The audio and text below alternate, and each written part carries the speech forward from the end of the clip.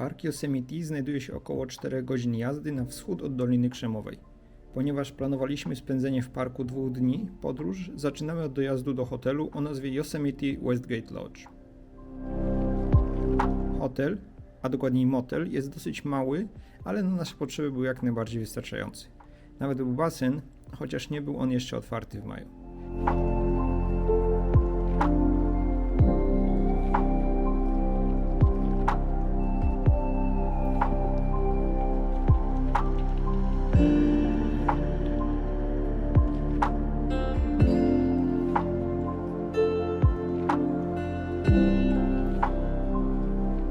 Zaraz obok hotelu była restauracja, gdzie można było zjeść typowe amerykańskie śniadanie w typowo wielkich porcjach.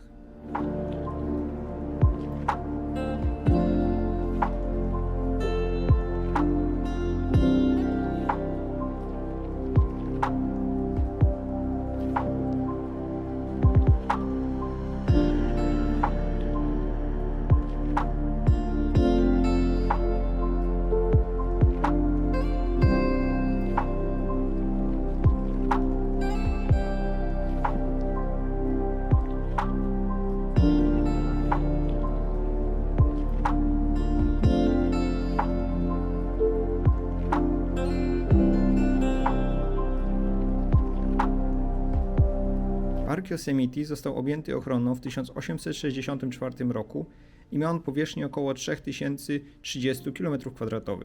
Jest to około 10 razy więcej niż Szczecin czy Kraków. Park jest głównie znany z licznych wodospadów, ale można też tutaj znaleźć sekwoje olbrzymie czy liczne góry i doliny.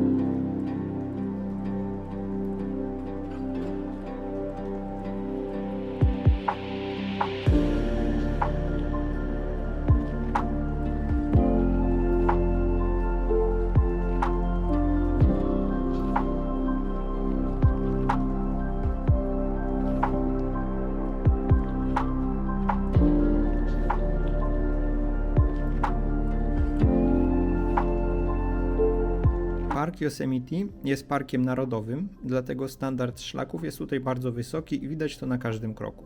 Zaczynając od tego, że wszystkie drogi są wylane asfaltem, na terenie parku kursują autobusy dla turystów, przez bardzo dobre oznaczenie tras, aż po toalety na szlaku.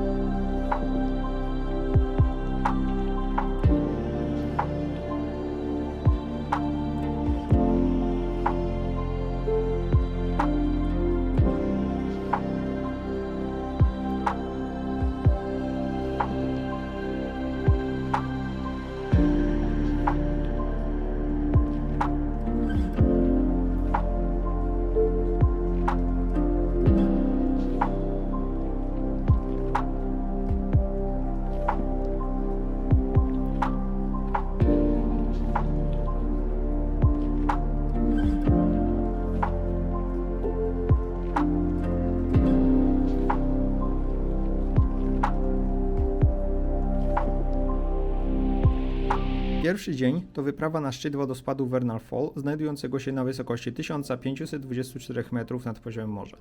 Ponieważ był to początek maja, jeszcze nie było zbyt wielu turystów. Co ciekawe, od 20 maja, poza zakupem samego biletu wjazdowego, konieczna jest również rezerwacja. Ma to za zadanie kontrolowanie ilości gości w parku i w kolejkach przed parkiem.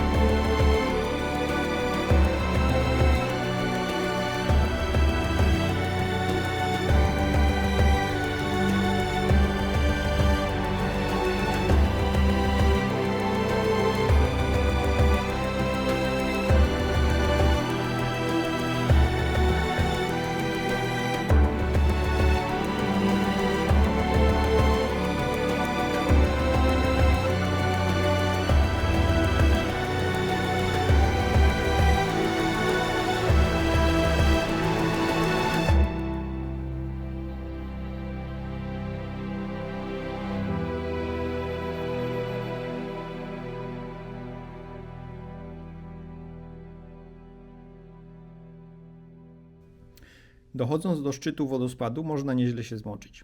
Po drodze mijaliśmy doświadczonych wspinaczy, którzy na chwilę przed przejściem obok wodospadu zakładali płaszcze przeciwdeszczowe. A taki widok był na szczycie. Pogoda była na tyle dobra, że po około 20 minutach zupełnie się wysychało po wodospadzie.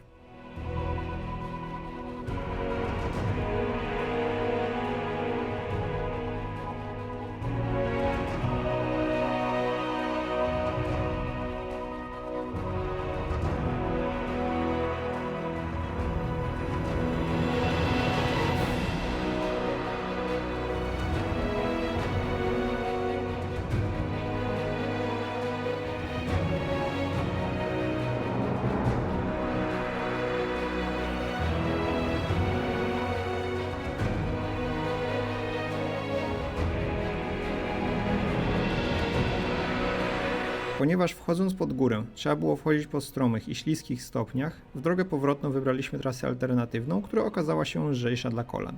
Tylko żeby zejść, musieliśmy najpierw wejść jeszcze wyżej. I w ten oto sposób weszliśmy wyżej niż Śnieżka o wysokości 1603 metrów nad poziomem morza, wchodząc na wysokość 1706 metrów nad poziomem morza do miejsca o nazwie Clark Point, z którego widać było szczyt kolejnego wodospadu Nevada Fall. Było już jednak za późno, aby iść dalej.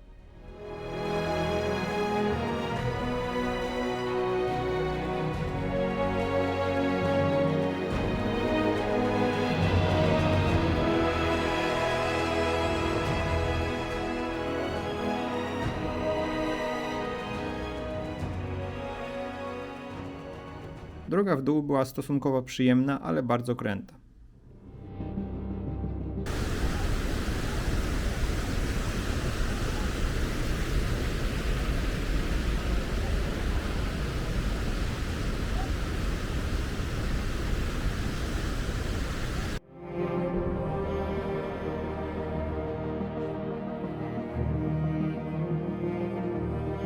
Mówiąc o standardzie parku Yosemite, warto też wspomnieć o bardzo rozwiniętym centrum turystycznym, wiosce turystycznej. Dostępne są tutaj restauracje, sklepy z pamiątkami, poczta, punkt informacyjny, czy nawet muzeum.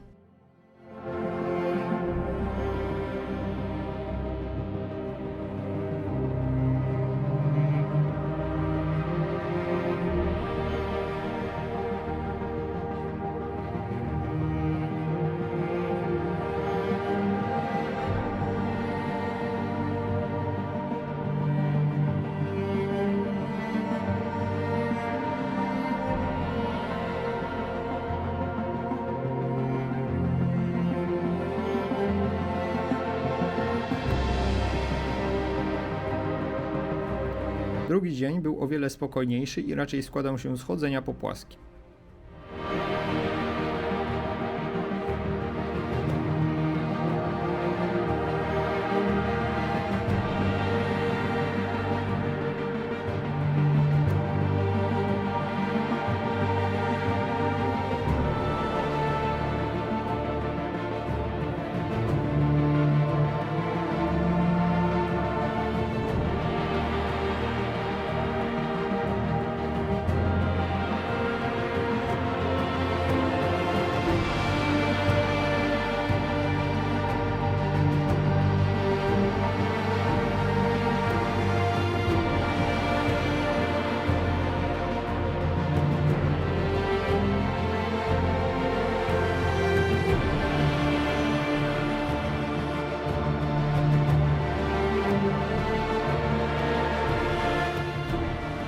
Najpierw wybraliśmy się do podnóża wodospadu Yosemite Falls, aby później trochę okrężną drogą dojść do Mirror Lake.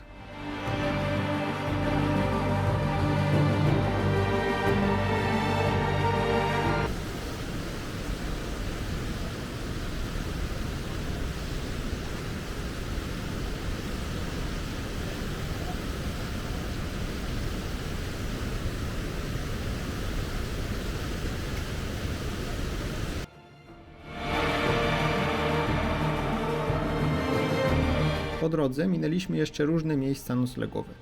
Zaczynając od bardzo fajnie wyglądających domków, namiotów, które można było wynająć,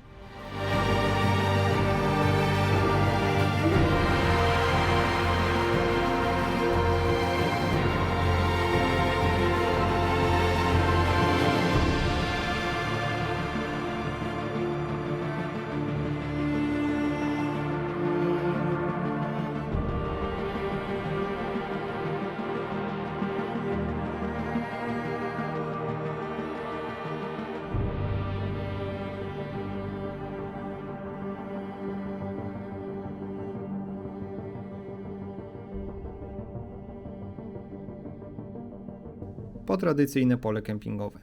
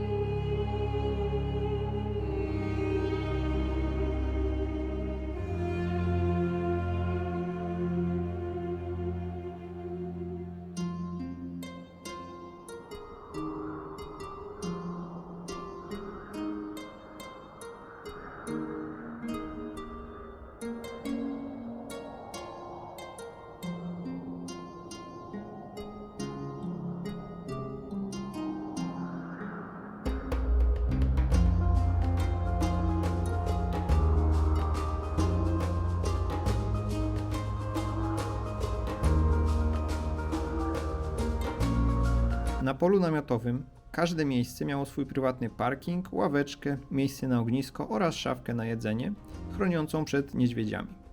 Podobne szafki były również przy białych domkach.